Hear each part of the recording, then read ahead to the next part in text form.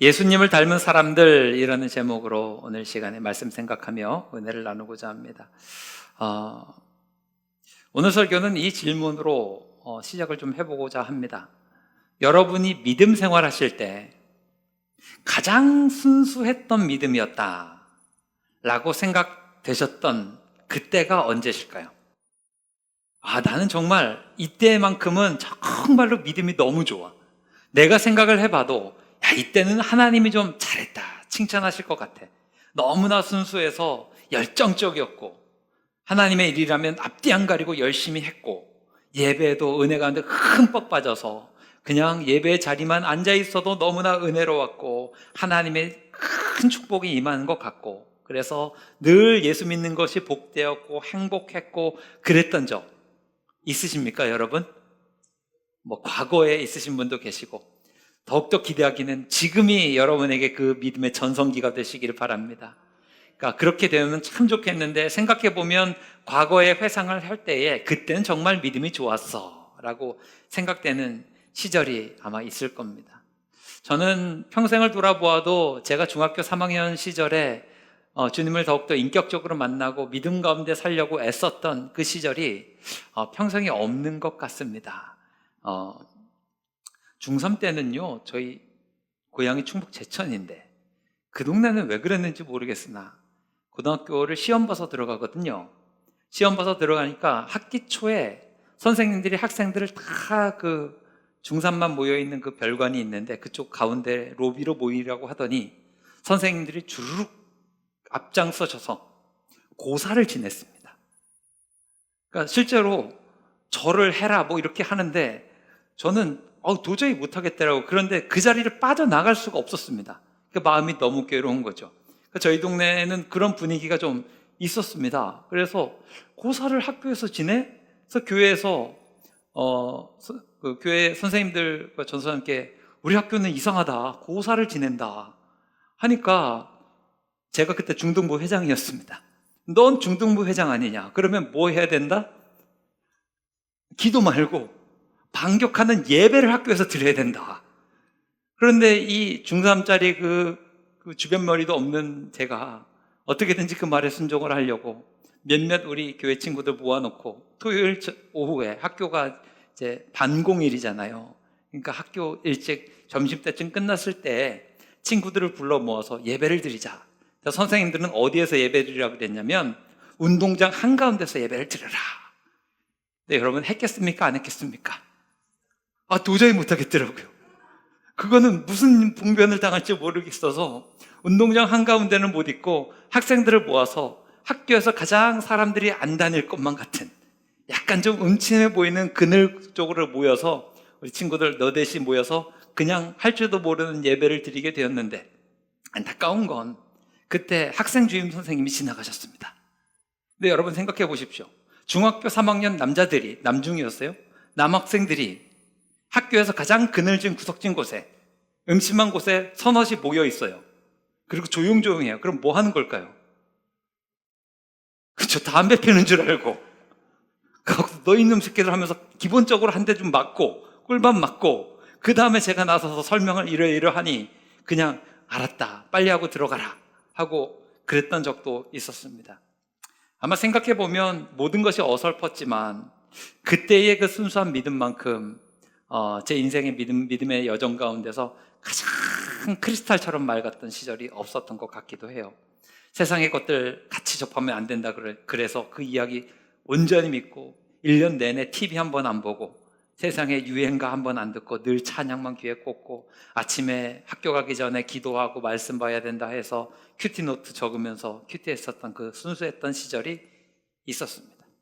아마 여러분들에게도 그와 비슷한 결을 가지고 있었던, 정말 주님을 향해서 열정을 가지고 순수했던 모습으로 나아갔던 시절이 분명히 있으시리라 생각합니다. 오늘 저는 여러분들에게 권면드리기는 그 시절의 믿음의 모습들을 추억만 하지 마시고 다시 한번 회복할 수 있는 모습들이 있게 되기를 바랍니다.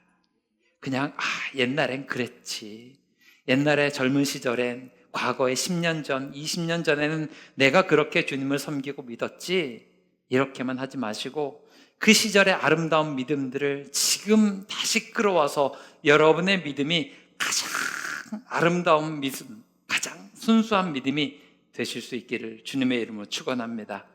오늘 말씀은 그런 의미에서 성경 안에서 가장 아름답고 순수한 믿음을 보여주었던 그 한 사람을 함께 생각하며 은혜를 나누고자 합니다. 오늘 말씀의 주인공은 스데반 집사님인데, 오늘 스데반 집사님을 생각할 때에 예수님을 닮은 사람이라고 떠올리면 가장 우선순위, 가장 윗단계에서 빠르게 나오는 사람 중에 한 명이 아닐까 싶어요.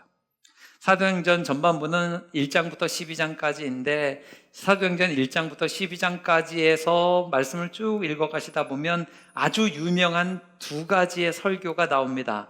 하나는 사도행전 2장 14절부터 36절까지 나오는 베드로의 설교, 십자가 복음을 전했던 설교이고요. 또 다른 설교는 오늘 말씀 이전이죠. 사도행전 7장 1절부터 53절까지 나오는 스데반 집사의 설교입니다. 내용은 대동소이합니다. 예수 그리스도의 십자가의 복음을 전하였던 설교입니다. 그런데 이 똑같은 내용의 설교를 했었던 두 사람이지만 그것을 들었던 사람들의 반응은 극과 극으로 나뉘게 됩니다. 베드로의 설교를 들었던 사람들은 사도행전 2장 37절 말씀을 보게 되면 이렇게 나와요. 읽어볼까요? 시작. 그들이 이 말을 듣고 마음에 찔려 베드로와 다른 사도들에게 물어 이르되 형제들아. 베드로의 설교를 들었던 사람들은 마음을 치면서 마음에 찔려서 우리가 어떻게 하면 되겠습니까? 라고 해요. 더 고무적인 것은 이후에 41절 말씀에 이렇게 이야기를 합니다. 41절 말씀 읽어볼게요. 시작. 그 말을 받은 사람들은 세례를 받음에 이날의 신도의 수가 3,000이나 더하다. 그 말을 듣고 3,000명이 회개하고 세례받는 놀라운 역사가 있었습니다. 이 역사는 예수님의 사역 가운데서도 찾아볼 수 없는 놀라운 특징이었고 기록이었습니다. 베드로의 인생이 얼마나 살았는지 정확하게 그 연수는 알지 못하지만 베드로의 사역 가운데 가장 가슴 뛰었던, 가장 벅찬 감격이 있었던 시절이 언제입니까? 라고 물으면 바로 이때가 아니었나 싶어요.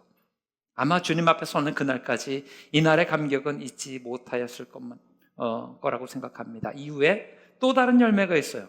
42절 말씀을 넘어가면 이렇게 이야기합니다. 그들이 사도의 가르침을 받아 서로 교제하고 떡을 떼며 오로지 기도하기를 힘씁니다. 세례받고 예수님 믿는 것뿐만 아니라 이후의 삶도 너무나 아름답습니다. 서로 물건들을 나누고 구제하고 함께 성전에 모이기를 힘쓰고 순전한 마음으로 떡을 떼고 음식을 먹으면서 하나님을 찬양하고 백성들에게 선한 믿음의 영향력을 끼치니까 그 예루살렘에 있는 사람들 가운데 구원받는 사람들이 날마다 더해졌다라고 하는 이야기와 기록들이 사도행전 2장에 베드로의 설교를 위시로 해서 쭉 하고 나옵니다. 예루살렘에 이 베드로로 인하여 혁명과 같은 놀라운 변화가 일어나게 되었어요. 너무나 기쁘고 영광스러운 일이죠.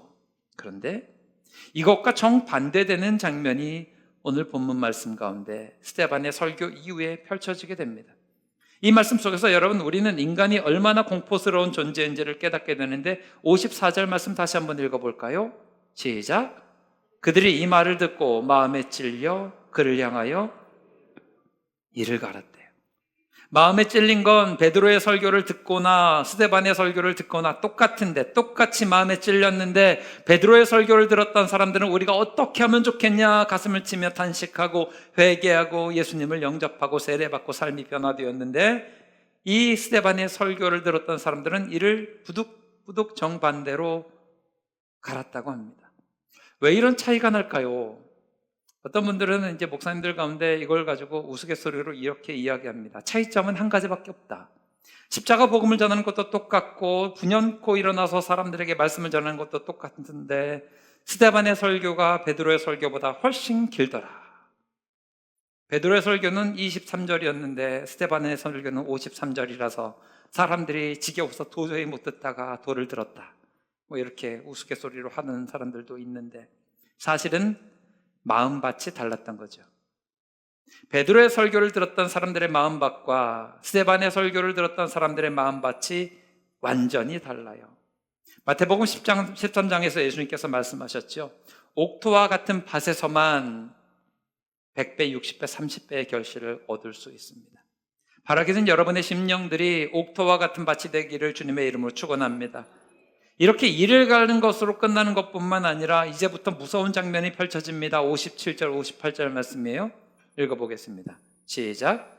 그들이 큰 소리를 지르며 귀를 막고 일제히 그에게 달려들어 성 밖으로 내치고 돌로 칠세, 증인들이 옷을 벗어 사울이라 하는 청년의 발 앞에 두니라. 사람들이 얼마나 분노가 차올랐는지 이 스데반을 성 밖으로 내쳐버렸습니다. 그것뿐만 아니라 손에 돌을 들기 시작합니다. 한 사람당 2개씩만 들어도 수천 개의 돌이 좋게 모이게 되었을 것입니다. 그리고 그것을 가지고 스데반을 향해서 돌을 던집니다. 여러분 상상해 보십시오. 사람들이 분기가 가득해서 돌로 저 사람을 죽여버려야 되겠다라고 하면서 돌을 던질 때의 그 표정 말입니다. 얼마나 두렵고 얼마나 무섭습니까?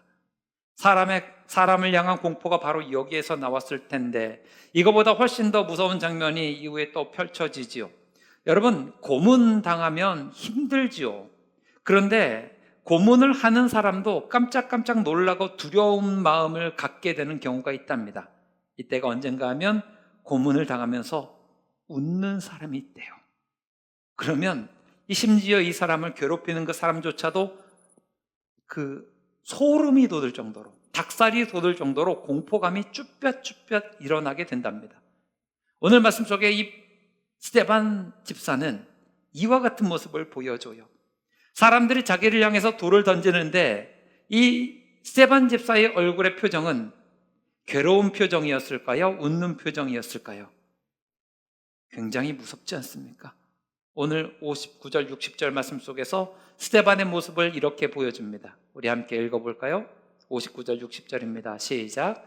그들이 돌로 스데반을 치니 스데반이 부르짖어 이르되 주 예수여 내 영혼을 받으시옵소서 하고 무릎을 꿇고 크게 불러 이르되 주여 이 죄를 그들에게 돌리지 마옵소서 이 말을 하고 자니라.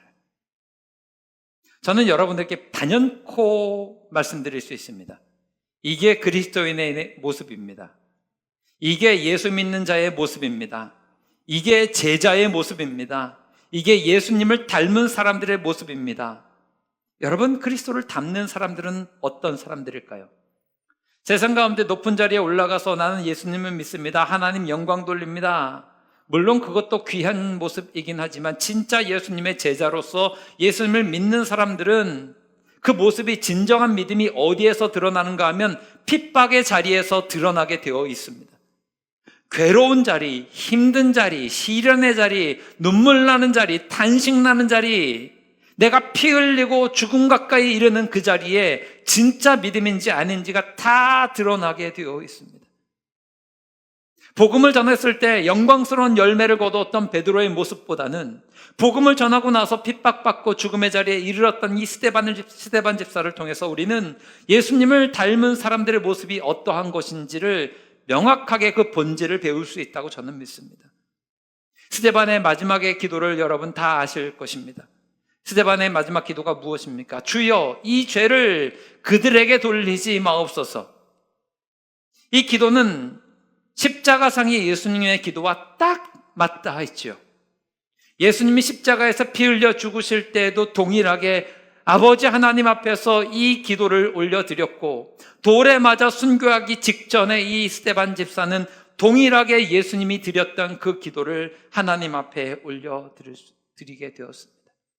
여러분, 예수님을 닮아가는 사람들, 특별히 우리를 예수님의 제자라고 부를 때에 예수님의 제자에 대한 정의는 다양하게 내릴 수 있지만 오늘 말씀에 비추어서 예수님의 제자는 어떤 사람인가 정의를 내린다면 예수님을 닮은 사람들, 이 사람들이 예수님의 제자입니다. 제자라고 하는 말에는 항상 전제가 있지요. 제자에겐 누가 있어야 돼요? 스승이 있어야 돼요. 우리는 예수 믿는 자로서 우리는 제자입니다. 제자도를 지켜야 됩니다 라고 했을 때 스승이 없는 제자가 존재하지 않음을 기억하셔야 됩니다. 그렇다고 한다면 우리에게 스승은 누구예요? 예수님인 거예요. 제자는 스승의 말과 스승의 가르침을 그대로 배우고 따라가는 존재가 제자입니다. 무협영화 보셨죠? 무협영화에서 스승이 있고 제자가 있잖아요. 그러면 제자는 뭐 합니까? 스승이 일러주는 그대로를 따라서 합니다. 물동이를 지고 와라 그러면 물동이를 지고 오고, 마당을 쓸어라 그러면 마당을 쓸고, 밥을 지어라 그러면 밥을 지었고, 몇 년 동안 그 허드렛 일을 하다가 이제 네가 무술을 배울 때가 되었구나 하면서 스승의 모습, 무술의 동작 하나하나를 그대로 따라가면서 스승을 카피하는 존재가 바로 제자입니다. 스승이 본을 보여주었으면 그냥 그 본을 보고 끝나는 것이 아니라 그대로 따라가는 존재가 제자이고, 스승이 말을 하였으면 한 귀로 듣고 한 귀로 흘리는 존재가 아니라 그 말을 마음에 담아두고 그 말대로 행하고자 하는 존재가 제자입니다. 우리에게 스승은 예수님이죠. 믿으십니까? 그러면 제자된 우리는 뭘 해야 됩니까? 예수님, 스승이신 예수님이 말씀하신 것 그대로 따라가려고 했어야 되는 것이고, 스승이신 예수님이 보여주신 것 있으면 그대로 따라하려고, 카피하려고 해야 되는 존재가 제자된 우리입니다. 예수님이 높아지려면 낮아지라고 말씀하셨습니다. 높아지기를 원하느냐? 낮은 자리로 가서 섬겨라. 그러면 우리 뭐 해야 됩니까? 섬기는 자리로 내려가야 되는 것이 옳습니다. 섬김받기를 원하느냐? 섬겨라라고 말씀하셨고 그대로 보여주셔서 제자들의 발을 씻어주셨습니다. 그러면 우리 어떻게 해야 됩니까? 동일하게 낮은 자리로 내려가서 서로의 발을 씻겨주는 것이 올바른 제자의 모습입니다. 미워하지 말아라, 네 원수를 사랑해라 라고 말씀하셨습니다. 그리고 그것들을 보여주셨죠. 그럼 우리 어떻게 해야 됩니까? 예수님의 그 말씀을 듣고 행해야 됩니다. 입으로만 주여 주여 하지 말고 아버지의 뜻대로 행해야만 천국 간다 말씀하셨으니 우리 어떻게 해야 됩니까? 입으로만 모여서 주여 주여 할 것이 아니라 우리의 삶으로 주를 따라가는 모습을 가지고 있는 것, 이것이 참된 제자의 모습 아니겠습니까? 오늘 시간에 우리가 스데반을 묵상하는 이유가 바로 여기에 있습니다. 요즘 시대에 예수 믿는 사람들 참 어렵다라고 이야기합니다.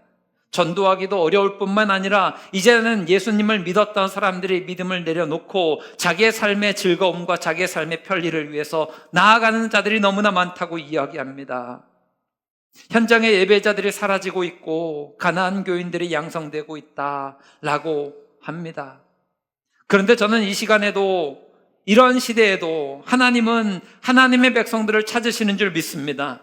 하나님이 찾으시는 사람들은 어떤 사람들일까요? 말만 번드르르하고 겉만 휘황찬란한 사람이 아니라 예수님의 말씀을 그대로 따르고 예수님을 닮아가려고 애쓰는 사람들, 이 사람들이 하나님이 찾으시는 사람이 아닐까 싶어요. 바라기는 우리 즐거운 교회 모든 예배자 여러분들이 하나님이 찾으시는 예수님의 참된 제자가 되시기를 주님의 이름으로 축원합니다.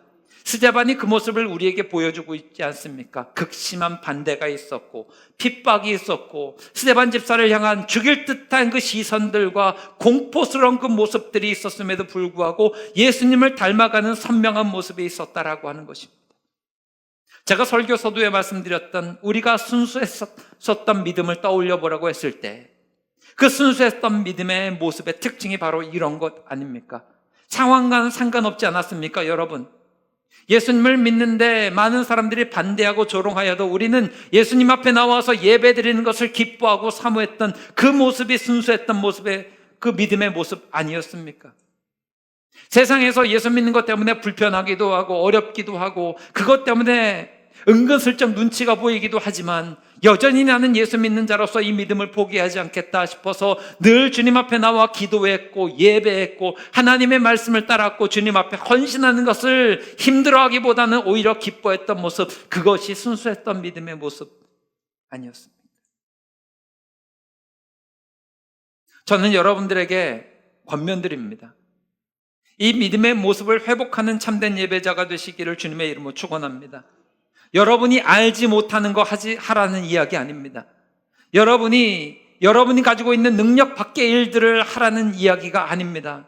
여러분이 아시는 그 하나님의 말씀을 하나라도 붙들면서 살아내려고 하는 모습이 참된 제자의 모습이니 여러분이 알고 있는 그것을 행하기 위해서 좀 노력하십시오.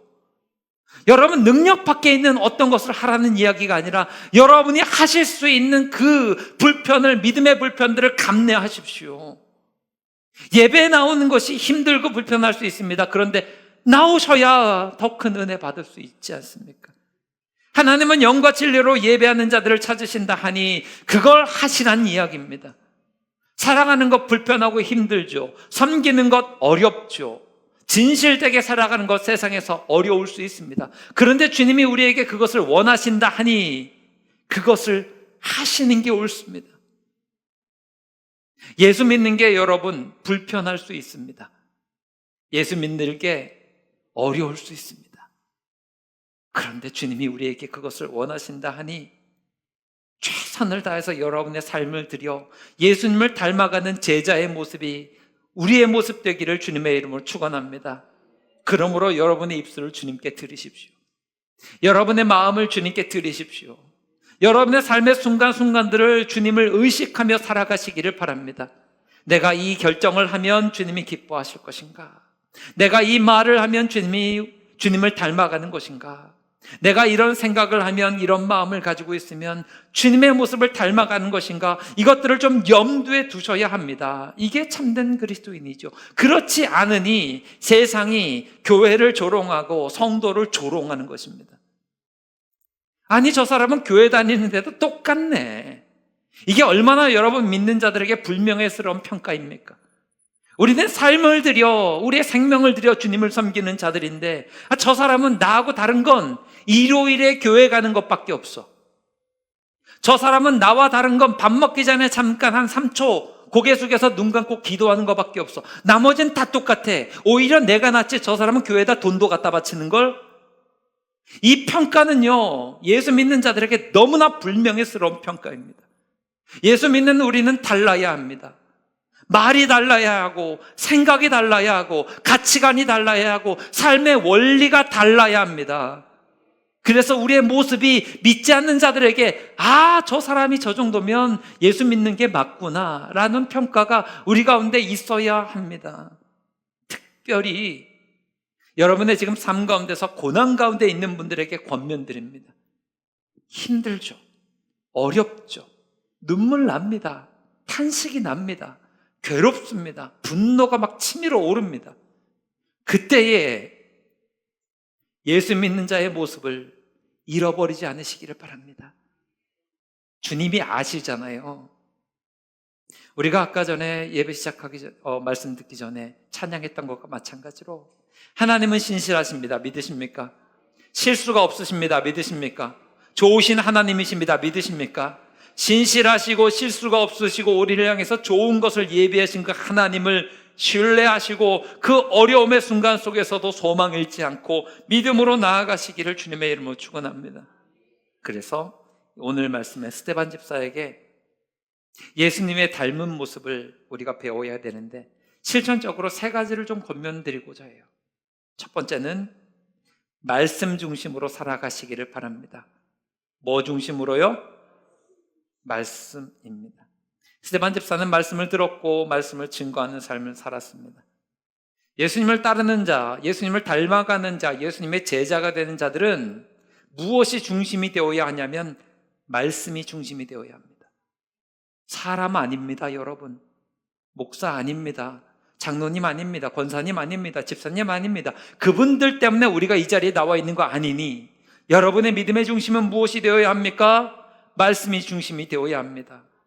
요한복음 8장 31절에서 예수님께서 이렇게 말씀하셨어요. 예수님을 따르는 제자의 모습을 이렇게 지칭하십니다. 함께 읽습니다. 시작. 그러므로 예수께서 자기를 믿은 유대인들에게 이르시되 너희가 내 말에 거하면 믿으시기 바랍니다. 예수님을 닮아가는 자들, 예수님을 따르는 자들, 예수님의 제자가 된 자들은 어떤 자들입니까? 말씀 붙들고 살아가는 자들입니다. 말씀을 묵상하고 말씀을 듣고 말씀 실천하기 위해서 애쓰는 것은 그래서 너무나 중요합니다. 여러분, 말씀을 듣는 것이 은혜인 줄 믿으시기 바랍니다. 바라기는 여러분, 저도 열심히 준비해서 귀한 말씀 여러분에게 나누지만 여러분의 귀가 열려서 말씀이 여러분 안에 들릴 수 있기를 기도하시기를 바랍니다. 이것은 너무나 중요해요. 설교 시간에 이 주일에 11시 우리의 모든 역량을 집중하는 이 예배 시간에 말씀이 들리지 않고 공허한 생각으로 이 자리에 앉아 계시다가 돌아가는 것만큼 불행한 일은 없는 것 같습니다.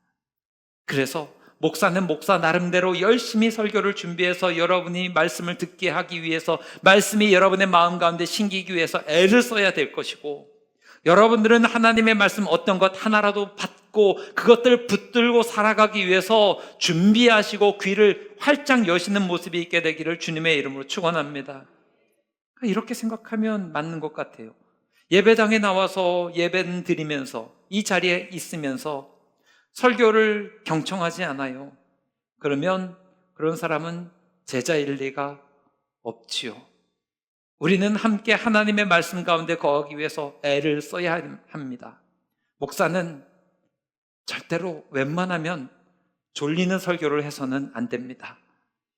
이거는 목사에게 주어진 역할이니 이건 제가 열심히 해볼게요. 애를 좀 써보겠습니다. 그럼 여러분들은 어떻게 하셔야 됩니까? 최고의 컨디션을 가지고 이 자리에 나오실 수 있도록 이미 금요일부터 준비가 되셔야 합니다. 금요일부터 주일을 준비하셔서 내가 이러한 일정이 있는데 주일날 이렇게 좋은 컨디션으로 예배를 드리기 위해서 이렇게 준비를 해야지 라고 하는 마음의 준비부터, 기도의 준비부터 다 되어 있으셔야 합니다. 그렇지 않으면 이 예배의 자리는 그냥 왔다 지나가는, 그냥 스쳐 지나가는 자리일 수밖에 없습니다. 여러분, 진짜 예수님 닮은 사람은 어떤 사람입니까? 말씀이 들어있는 사람입니다. 언제나 하나님의 말씀을 묵상하고 읽고 통독하고 하는 일에 힘쓰시고 말씀 듣는 일을 사모하셔서 하나님의 은혜 가운데 거하시기를 주님의 이름으로 축원합니다. 그래서 진짜 좋은 교회는 어떤 교회일까 생각을 해보면요, 말씀이 들리는 교회가 좋은 교회입니다. 우리 교회는 좋은 교회인 줄 믿습니다. 말씀이 들려서 말씀이 마음 가운데 와닿으면 그것만큼 귀한 게 없으니까요. 두 번째 실천적인 메시지는 절대 사랑입니다. 첫 번째는 말씀 중심이지만 두 번째는 예수 믿는 자의 예수님을 닮아가는 모습은 사랑입니다.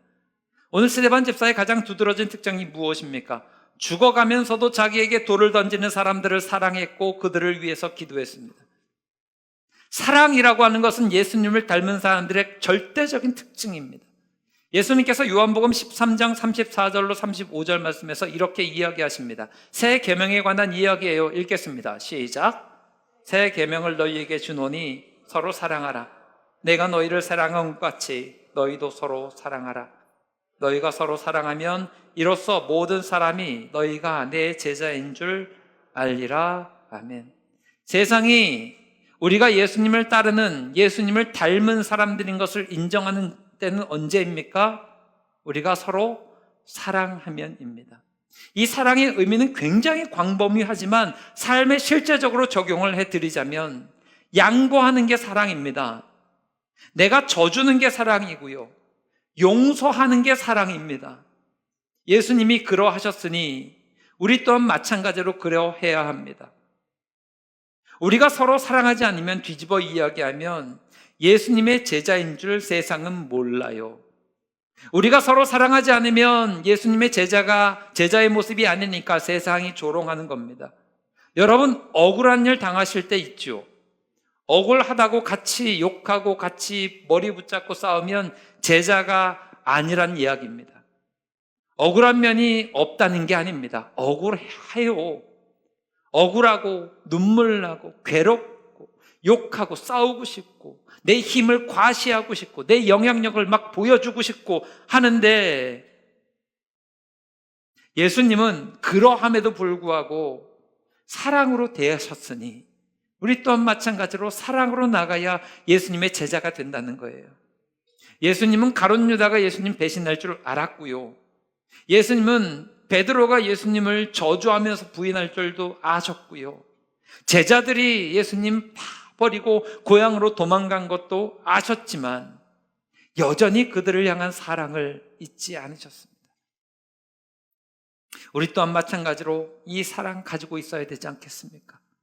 예수 믿는 교회 안에서, 예수 믿는 자들이 모여있는 교회 안에서 이 자리가 사랑이 넘쳐야 되고 용서가 넘쳐야 되고 낮아진 모습들이 있어야 되며 서로를 위해서 내 삶의 자리를 내어주고 헌신해 줄 수 있는 모습들이 우리 가운데 있어야 합니다.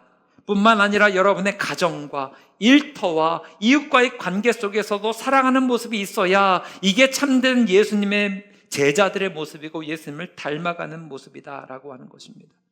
세상이 냉랭해진다 합니다. 세상은 개인주의적으로 빠진다 합니다. 그런데 우리 예수 믿는 우리만큼은 예수님의 모습을 닮아서 사랑하는 모습이 있게 되기를 주님의 이름으로 축원합니다. 마지막 세 번째는 믿음의 계승, 믿음의 결실입니다. 예수님의 본이 스데반에게 그대로 이어졌어요. 예수님의 그 본이 제자들에게 그대로 이어졌어요. 스데반이 예수님을 닮아서 그렇게 스데반의 믿음을 그냥 거기서 오늘 순교로 끝난 게 아니라 바울에게 계승이 되었어요. 바울이 예수님을 믿고 따르게 되었을 때 이 바울의 아름다운 믿음의 본이 디모데에게 계승이 되었어요.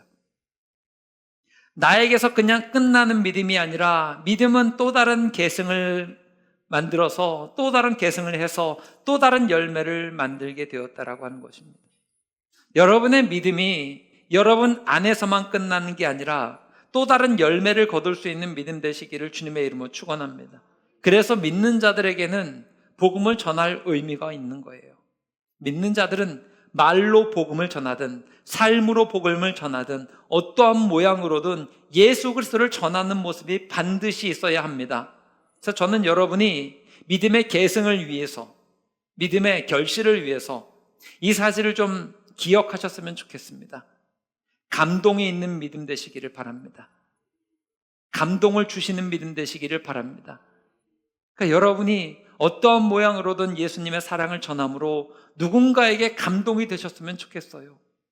선물을 받았을 때 갑작스러운 선물을 받았을 때 깜짝 놀라서 감동이에요 라고 하듯이 여러분의 삶이 누군가에게 선물이 되셨으면 좋겠습니다. 당신이 있음으로 인해서 내가 든든합니다. 당신의 삶이 나에겐 참 위로가 됩니다. 나에게 소망이 됩니다. 이것들이 아름답게 결실할 수 있는 귀한 거예요. 그냥 말로 그냥 복음을 전하고 전도지 나눠주고 뭘 좀 이렇게 해주는 것, 이걸로 끝나는 게 아니라 내 삶이 감동이 되어야 합니다. 그래서 스스로를 절제해야 되고 때로는 내 자신의 자아를 죽여야 되고 내가 가지고 있는 것들을 나눠주어야 하며 이것들로 말미암아 많은 이들이 아름답게 믿음의 영향을 받고 결실할 수 있도록 여러분 힘쓰시는 삶이 되시기를 바랍니다. 뿐만 아니라 믿음의 계승이 일어나기 위해서 자녀들을 위해서 애쓰셔야 합니다. 요즘은요, 자녀들이 예수님 믿기가 쉽지 않은 시대입니다. 이건 제가 이루 말하지 않아도 여러분이 잘 알고 계실 겁니다. 그런데 저는 여러분들에게 이 사실은 꼭 말씀드려야 되겠어요. 잔소리일지언정, 듣는 척 안 듣는 척 할지언정 계속해서 부단히 말씀하시기 바랍니다. 여러분의 자녀들에게 여러분의 삶의 원리를 일러주십시오. 예수님 믿어야 돼. 그래야 구원받고 그래야 복받는 것이고 그것이 옳은 일이야 라고 계속해서 말씀하시고 계속해서 여러분이 보여주시기를 바랍니다. 특별히 어리거나 젊은 세대일수록 이것이 마음에 들리지 않는 경우가 많겠지만 어느 순간 하나님의 때에 이르러서 힘들고 어렵고 괴롭고 중요한 결정을 내려야 되며 어디로 가야 할지 모르게 되었을 때 그들은 가장 의지할 만한 부모님을 찾습니다. 그리고 부탁합니다. 엄마 기도해줘. 아버지 기도해 주세요. 제가 이렇게 힘들고 어렵습니다. 어떻게 가야 할지 모르겠습니다. 눈물 나고 괴로울 때 찾아와서 그 말 한마디면 그래 내가 널 위해서 기도해 줄게. 그리고 너도 같이 기도했으면 좋겠다. 인도하는 거예요. 그냥 한 번 했다고 쟤들은 소용없어요 하지 마시고 수고를 아끼지 마시기를 바랍니다. 더불어서 우리 교회에 열심히 뛰어노는 쟤네들 있잖아요. 쟤네들을 위해서 여러분 기도해 주시고 헌신해 주시고 또 예뻐해 주시기를 바랍니다. 요즘에는 교회에 어린아이들이 없다 그래요. 안타까운 사실 아십니까? 한국에 있는 수많은 교회 가운데 교회 학교가 없어지는 교회가 점점 늘어나고 있어요. 이것만큼 불행한 일이 없습니다. 교회의 미래가 없다는 이야기예요. 특별히 시골 지역으로 내려가면 내려갈수록 이제는 교회 학교가 뭡니까? 아이들을 찾아볼 수 없는 시대가 되니 젊은이들이 없다 보니 이제 지금 예배드리는 그 시대가, 그 세대가 사라지면 그 교회는 문을 닫을 지경에 이르게 되었다라고 하는 보고가 실제로 한국 교회 가운데 벌어지고 있습니다. 이게 어찌합니까? 여러분, 우리 교회에 있는 저렇게 뛰어놀고 열심히 하려고 하는 아이들, 여러분 위해서 많이 기도해 주시고 예쁘다 해 주시고 때로는 격려도 해 주시고 그렇게 이끌어가 주시기를 바랍니다. 아이들이 자라나고 미래 세대들이 자라나는 교회는 소망이 있습니다. 위해서 여러분 많이 기도해 주세요. 말씀을 좀 정리하고자 합니다. 스데반은 예수님을 본받아서 산 사람이거든요. 예수님을 주님과 선생으로 모시고 예수님의 말씀을 중심으로 삼고 예수님이 보여주셨던 그 사랑을 내 삶의 원리로 삼으며 예수님이 원하시는 믿음의 계승을 이룬 사람입니다. 저는 우리 즐거운 교회 모든 예배자들이 그렇게 될 수 있기를 바랍니다. 예수님을 닮아가는 제자 됩시다. 예수님을 닮아서 말씀 품읍시다. 예수님을 닮아서 사랑합시다. 예수님을 닮아서 영혼의 열매를 거둡시다. 우리 교회가 이와 같은 모습으로 하나님 앞에서 잘했다 칭찬받는 귀한 모습 있기를 주님의 이름으로 축원합니다.